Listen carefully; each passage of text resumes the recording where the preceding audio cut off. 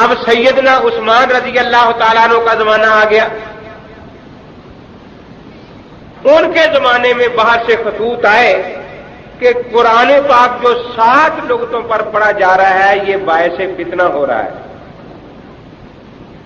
جیسے ہر زبان میں کچھ فرق ہوتا ہے نا لغت کا، کوئی قبر کہتا ہے، کوئی گبر کہتا ہے، کوئی ولی محمد کہتا ہے، کوئی ولی محمد کہتا ہے، واو کو بے بولتے ہیں ایک ہی زبان میں. پنجابی میں، عربی میں بھی 7 لغات تھیں. تو ہر آدمی کی زبان پر قریش کی لغت نہیں چل رہی تھی. رسول پاک نے دعائیں مانگی، بخاری شریف میں ہے کہ یا اللہ 7 لغتوں پر قرآن پاک پڑھنے کی اجازت دے دے. اللہ نے اجازت دے دی. حضور پاک کے زمانے میں کتنی لغتوں پر پڑھا جاتا رہا؟ 7 لغتوں پر. ابو بکر صدیق کے زمانے میں بھی 7 لغتوں پر، اب حضرت عمر کے زمانے میں بھی، اور حضرت عثمان رضی اللہ کے زمانے میں جب باہر سے شکایتیں آئیں تو صرف لغت قریش باقی رکھی گئی، باقی لغتیں ختم کر دی گئی. اس لیے دوبارہ جمع قرآن کی ضرورت پڑی کہ اب صرف لغت قریش پر جمع کیا جائے. اب حضرت دعائیں کر کے 7 لغتیں منظور کرا رہے ہیں، لیکن صحابہ کہتے ہیں کہ اب یہ فتنے کا باعث بن گئی ہیں، اس لیے صرف لغت قریش جو اصل ہے اسی پر قرآن کی تلاوت ہوگی. تو کسی صحابی نے حضرت عثمان سے اختلاف کیا؟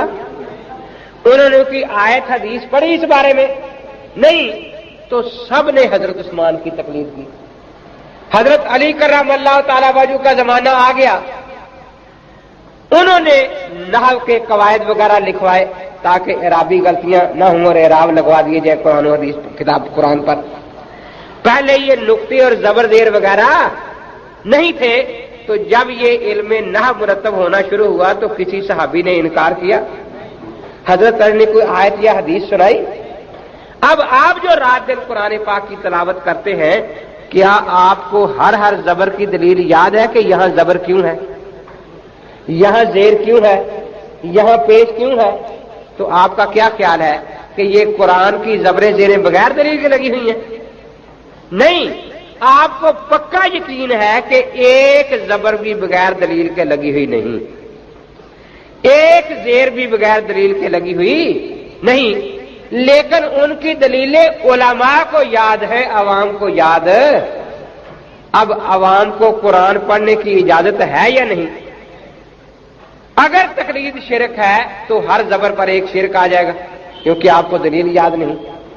ہر زیر پر ایک شرک، ہر پیش پر ایک شرک، ہر جزم پر ایک شرک، ہر شد پر 2 شرک کیونکہ ڈبل لفظ ہوتا ہے نا. اب الحمدللہ ہم قرآن پڑھتے اس یقین سے کہ ہمیں اللہ اجر عطا فرمائیں گے، اور تقلید جائز ہے، تقلید جائز ہے. اور اگر کوئی تقلید کو شرک کرتا ہے تو پورا قرآن نہیں، پورا پارا بھی نہیں، ایک رکوع پڑھتے پڑھتے آدمی اتنے شرکوں میں ڈوب جائے گا کہ شاید فرشتے بھی تلاش کرتے ہوئے عاجز آ جائے اور وہ بھی چھوڑ جائے کہ اچھا جہاں ڈوبا ہے وہیں رہے. وہ کہتے کہ پوستی تھا نشے میں بیٹھا، اس کا لڑکا کنویں میں گر گیا، اس نے آواز دی ابا جی میں کنویں میں گر گیا. اس نے کہا اچھا بیٹا جہاں رہو خوش رہو. تو شاید فرشتے بھی یہ کہہ کر چلے جائے کہ اچھا جہاں رہو خوش رہو، شرکوں میں ڈوبے ہوئے.